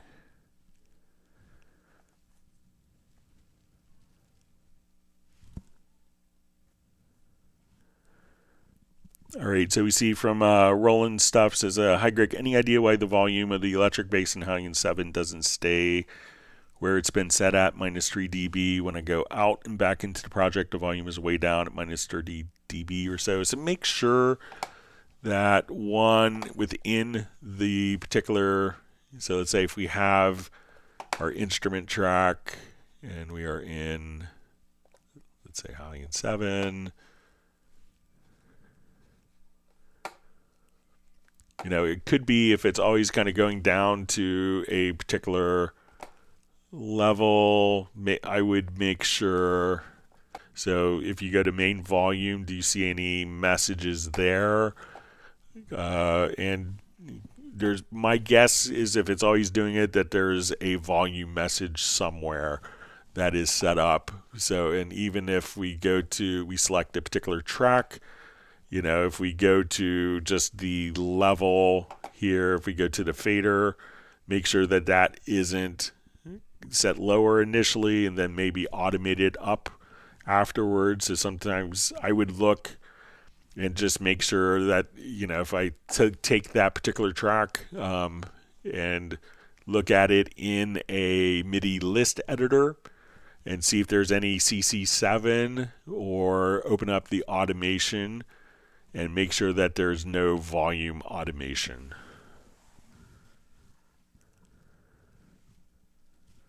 All right, we see that Pablo is famous.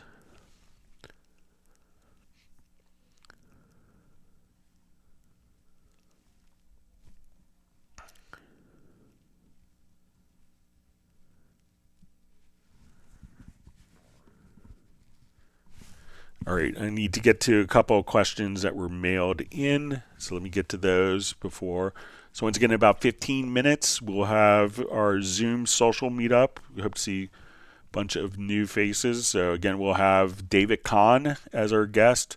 He's been an A&R guy for 415 Records, like a punk label out of San Francisco. He also worked these little companies, Columbia, Warner Brothers, and again, he's worked with Tony Bennett, Fishbone, Lana Del Rey, Kelly Clarkson, Ingrid Michaelson. If you ever heard the song Walk Like an Egyptian, that's because of David Kahn. So we'll be meeting him in about 15 minutes. All right, so let's go through some questions that were mailed in. So one question we had was how to bypass all insert effects at once. So if we have a number of insert effects on a particular channel and we want to turn them all on and off at the same time, how we could do this. So we see that all these are on. So we could go to our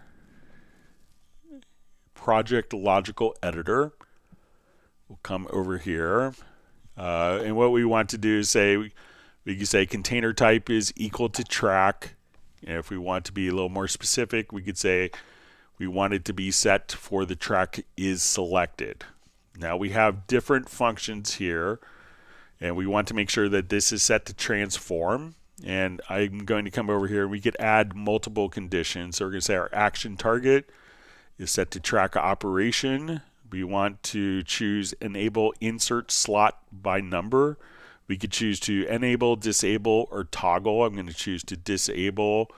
And we could just do this for kind of track, for 1 through 16. Just come over here. Let's disable our particular project here. So we'll say, so now when I come over here, I have this channel selected. We see we have 3 insert effects. At this point, I'm just going to hit apply. And now all 3 of those, and we could just do this for repeat the same concept. And for the parameter, we want to choose the insert slots of 1 through 16. Once you have that kind of set up, we can just come right over here. So if we turn these on, again, I could just take the selected track and turn off all the inserts at once, like that.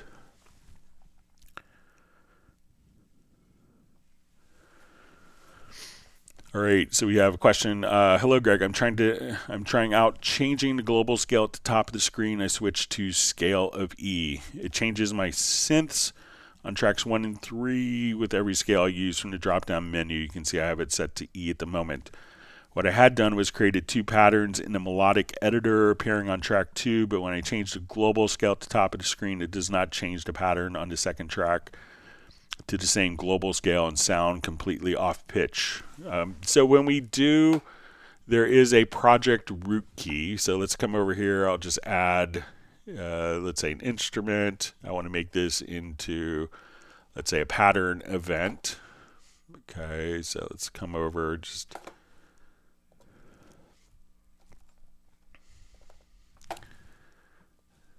Okay, so let's say we Now when we have a project root key that's set up, so we could just come over here and we could choose a project root key. And we can think of the project root key, and we notice that it doesn't delineate if it's major or minor. So it's going to be just a root value. And this is going to be used primarily with loops. So if, let's say, my project root key is set to E and I come over here to my melodic mode, this may not automatically change. So we can think of the project root key as more for making loops that have root key information automatically work. But when we want to use the pattern editor, so as soon as we come over here, we could just say, okay, what scale do we want to use? So this would be kind of an independent. So here we could actually set a specific scale. So we can say now I want it to be E major, and now when we play, I could just come over here.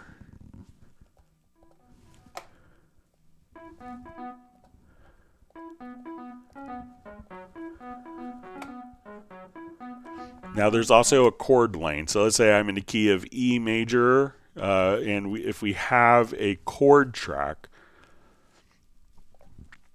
so now if I come over here and on my chord track, we can have a major chord, which is in within the particular scale. So if we say, okay, let's go to our chord input, I can now drag the chord and have that chord automatically take care of. But this particular scale is going to be independent of kind of the project root key. So think of the project root key is really more defined for particular audio loops, and setting that doesn't necessarily, you get kind of a higher level of integration when using the actual chord tracks, because those could be dragged in, or you could define the scale here, but these could be completely independent. So we could think of the actual, this is where we could define whether it's major, minor, or Balinese, or Pythagoras scale, whereas this is going to make sure that, like loops that have pitch, will play around A, will play around the same basic tonality. So there's going to be kind of different functions for that. All right. So you see, how can I control all my input gains at once? You showed me how to assign a VCA to control the faders, but what about the input gain? Okay, so let's add a number of audio tracks, and if we want to control kind of the input gain for the tracks, we'll come here to our mix console. All right, so when we're working with this, let's say we have a number of audio tracks, and I wanted to take the gain of all of these at once. So if we go to the pre-section of the mix console, so we can see our sections, and if you don't see the pre-section, right-click on one of the tabs here, and you'll see setup sections, and make sure that pre is turned on. So now that I have pre on, we see that we could, adjust the phase. So if we wanted to flip the polarity, if we wanted to add gain or high cut, low cut filters. So now what I want to do is to, again, select these particular channels. So we can see that these channels are selected. And if I hold down my Alt or Option plus the Shift key, I can adjust the gain on multiple tracks simultaneously. So if I wanted to do one track at a time, I could do that. Or we could just say, okay, now I want to adjust the gain on multiple tracks all at the same time. So just Alt or Shift, and you can set the gain from the pre-section. Now you may also have input channels. So let's say if we have our input channels here, we could also select a number of input channels. And again, with Alt or Option plus Shift, we could increase or decrease our input gain here. And this would be kind of like the inputs that we define to be captured as audio into Cubase mode. To disable Spectral Layers, I would then edit in WaveLab, and within WaveLab, open up Spectral Layers Pro 12 to do the cleanup, etc. Because the project was in safe mode, I could save the project whenever I opened a project not in safe mode, it would crash when I tried to save. That was how it was about 2 months ago. I'm trying to get to the bottom of this by uninstalling and reinstalling, etc., backing up projects and trying things out, and now the projects won't load at all with Spectral Layers installed. I would really love to be able to have Spectral Layers Pro 12 on my Mac to use unmixed noisy speech, and it is amazing, but at the moment it just crashes Nuendo 14. Can you let me know if there's a workaround that you can think of? I've sent many crash logs to Steinberg, and I've posted this in a Steinberg forum.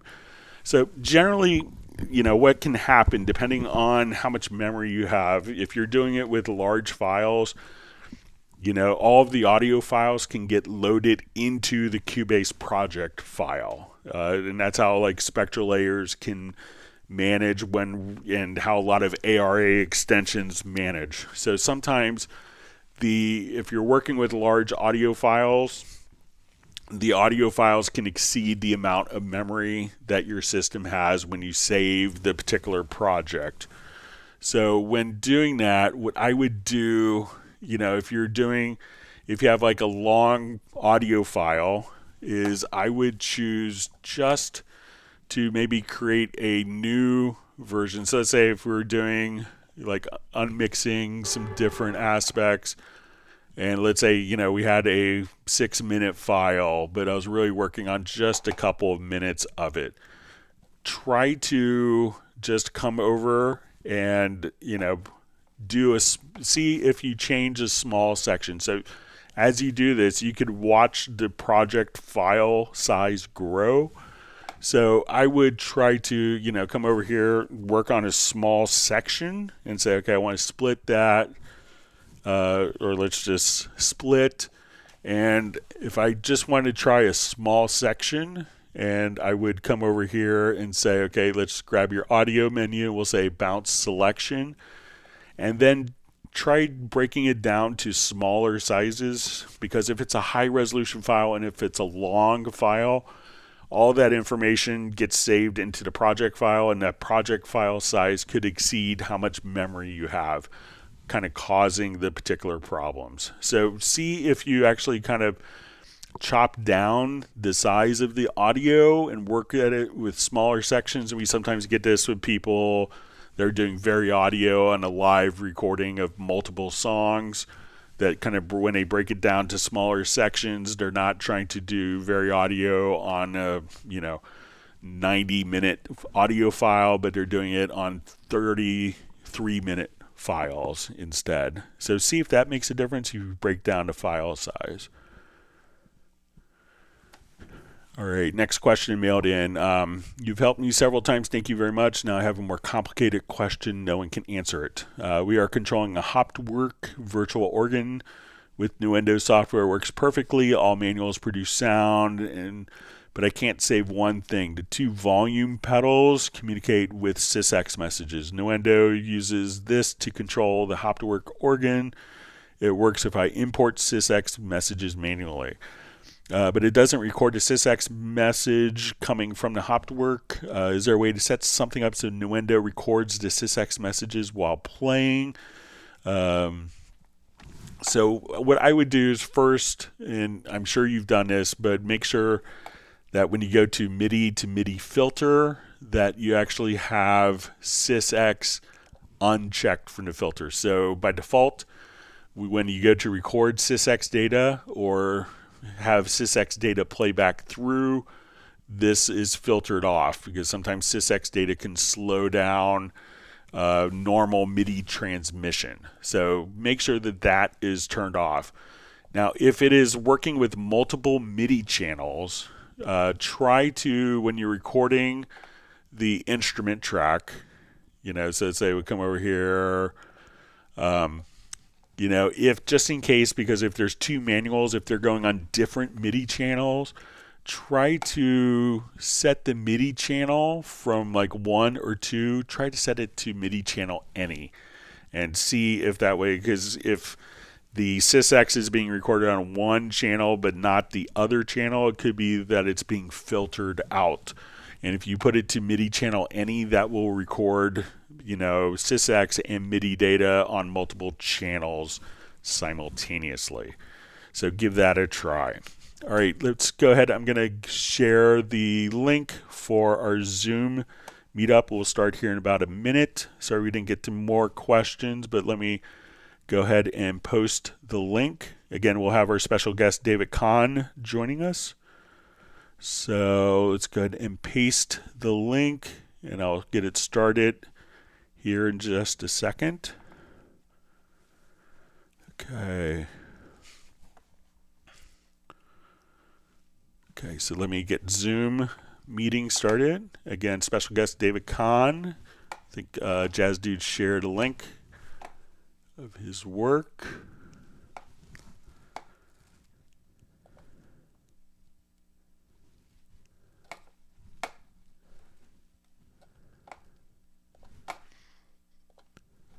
All right, so we see Peter joining, John Costigan, Marin, Lewis. We have Tim Weinheimer, Jorg, Michael Marshall joining. We have Brian Sawyer, we have Da Vinci Girl. We have Alex.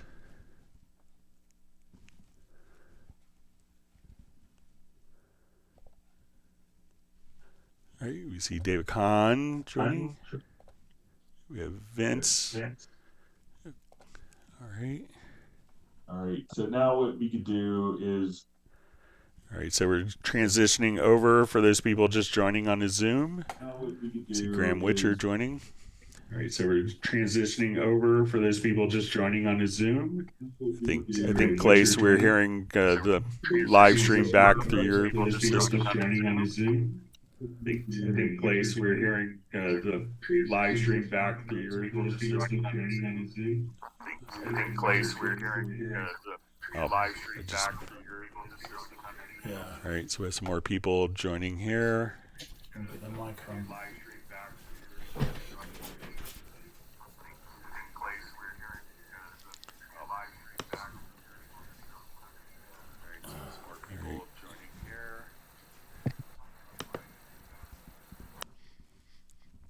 All right, so I think we got audio sorted out for people. Let me turn my camera on. We'll be ready here in just a minute. We'll get some people transitioned over. Great to see everyone. Hi, Greg. Hey, how's it going? All right, so John Barry joining. All right, so we're just wrapping up a live stream and people are transitioning over. All right, I think Gareth is joining. We have Hot Mess. Hi there, everyone. I think I got myself connected now here. Yeah. Hey, how you doing? All right, we'll give it like another minute or two, then I'll shut down the live stream and we'll get started. Yeah, it was a great idea to set this up. Thanks. Yeah. All right, Michael Teams is joining us. Yeah, check. And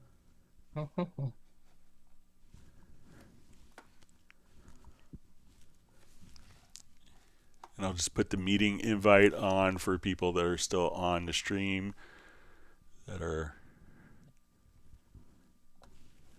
transitioning over so people can see on my screen the meeting ID as well as the passcode. We'll wait like one more minute and then we'll end the Zoom and move. All right, so we have some more people in the waiting room.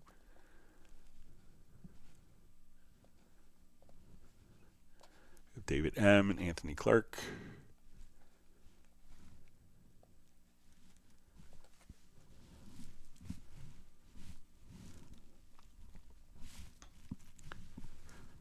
Got a new hair color, Mr. Teams. All right, we have Uno Memento joining,